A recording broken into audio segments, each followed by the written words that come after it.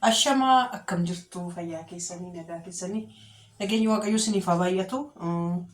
Silaa yoo isin gorsanii hin dhageessanii ijoolleen Oromoo dhiiras ta'a dargaggeessaas ta'a yeroo tokko tokko hoggaa namni isinitti bu'u hoggaa namni isin gorsu dhaggeeffadhaa. Namni hundumtuu maraatee dhukkubsatee ulfaa'ee jedhee da'ee jedhee dhirsa koo hiike jedhee hoggaa hojjetu maalirraa argachuuf isinitti fakkaata? Qarshii irraa argachuuf. Kanaaf har'a maalan argee Tigisti biyya Arabaatti deemtee jirti. Tigisti biyya Arabaatti hoggaa deemtee jirtu jireenyi Itoophiyaa baay'ee qaali'aadha. Baay'ee mi'aayira. Baay'ee nama jibbisiisa.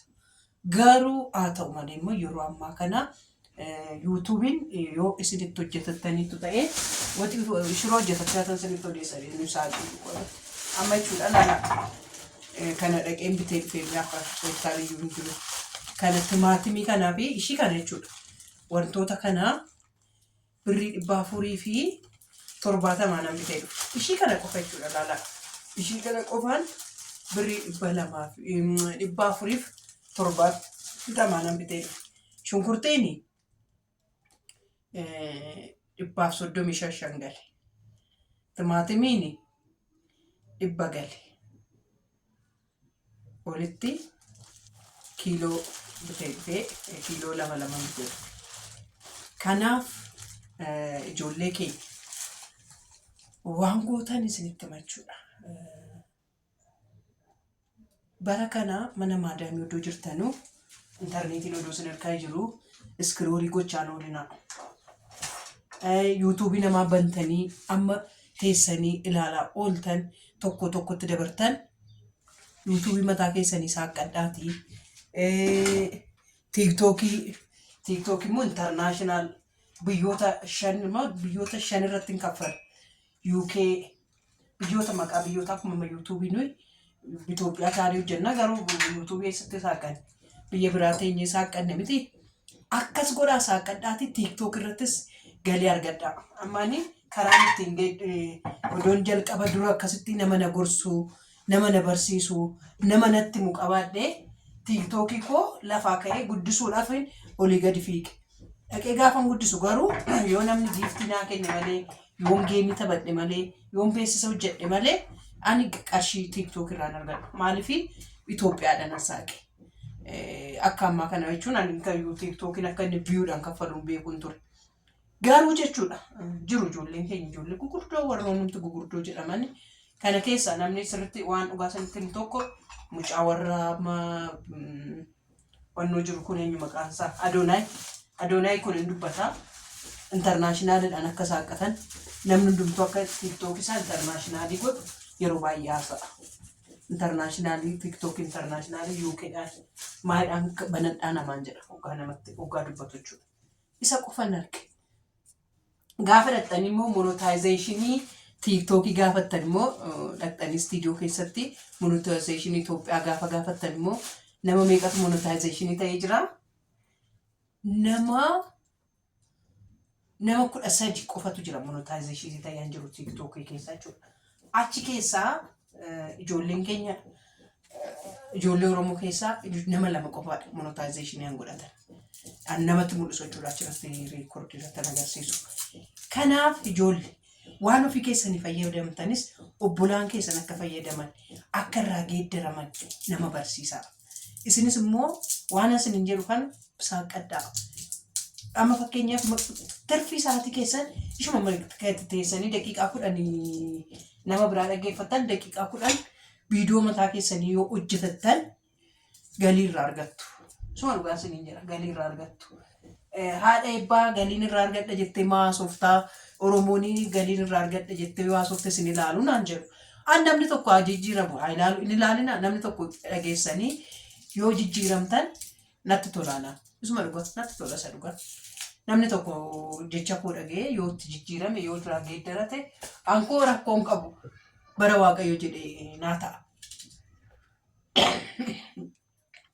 Waan gaarii hojjetanii yoo darban waanuma gaarii nama qunnama. Jakona hubee ijoollee.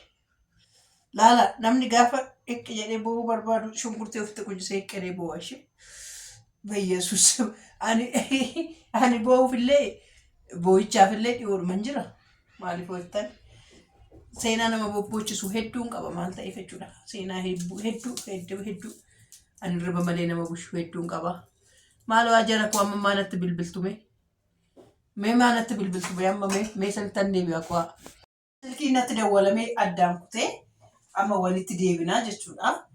Kanaafi walitti gannoo jedhaati waan ma ilaalaa ooltan kaffaladhaa. Saaqqadhaa ishee saaqqadhaatii eega saaqqattaniin boodammoo jechuudha. Monetization godhaa sa'aatii guuttadhaa. Bara kana viidiyoo wannoodhaan hojjechuun hin danda'ama ijoollee ilaalaa. TikTok viidiyoo makaan iyyuu ilaaluu jettan waan baay'eetu hojjetamuu danda'a online irratti. Kanaaf biyya arabaatti amma tigist amma deebiteetoo deemtu jechuudha. Ishiin asuma teessee Itoophiyaa kana teessee baay'ee of jijjiiruu dandeessi. Baay'ee jaalatamtuudha. YouTube irratti of jijjiiruu dandeessi. TikTok irratti of jijjiiruu dandeessi. Maalumaaf akka ishiin deemte na dhibaa jira. Maalumaaf akka ishiin deemte jireenya kana maaliif asuma isinii wayya biyya keessan dhugaa dhuftan waan adda addaa hojjedhaa. Waan online irratti beekumsuma xiqqoo amma bara kana mata duree barreessuun beekuu jettan maqaa ishee riikardii gootanii mata duree barbaaddan akkas naa jedhi yoo naa jettan jettanii irratti dubbattan koppii gootanii fiddanii peest irratti gootu. Waanuma xiqqoo sin barbaachisa bara kana beekumsuma xiqqoo. Kanaaf ofii keessanii saaqqadhaatii hojjetadhaa. Akka waan tokko immoo akkaataa TikTokiin itti amma haaraan saaqa jedhee yaadaa jira. Isarraa immoo waan fayyadame waan argadhe sinittan hima ishee waan keessa daddarbu waan seenaa keessa darbu bichaan sinitti hima ishee. Ani haati eebbaa jaartiin homaan baranne artistiin taane homaan beenne yoon irraa fayyadamtu ta'e ani kun ji'a saditti ji'a afuritti sunaa kaffale nan galateeffadha dhugaa rabbii galateeffadheetan isumaan jiraadha. Ganaan of gargaaraa of bushaa isiniin jedha gorsa dhaggeeffattan maaliif akka ta'e beeku gorsa gaafa isin gorsan namni nama dhibu keessa warri YouTube irraa akkas amma fakkeenyaaf nama amataa oolan kun olii gadi maraachaa oolan kun mi'isti daalool gabaa dhaqaati daalool gabaa waanuma nama barsiisu maal qaba hamateetuma bakka artiste galeen akkasiif akkas ta'aniif artiste galeen akkas taatee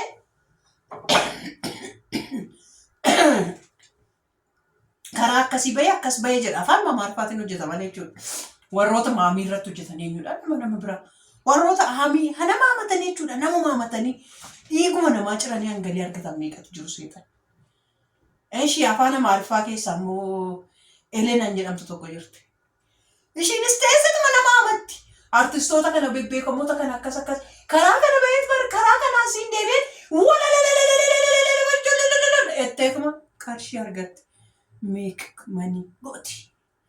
Isinis dandeetti keessa jiru. Shunkurtiin kun akkamitti kukkutama jettee odoo ani hin beekne jiraachuu dandeessi bara dhugaa shunkurtiin akkamitti kuccifamee kukkutamaa jedhu barri kun bara sana bitaate.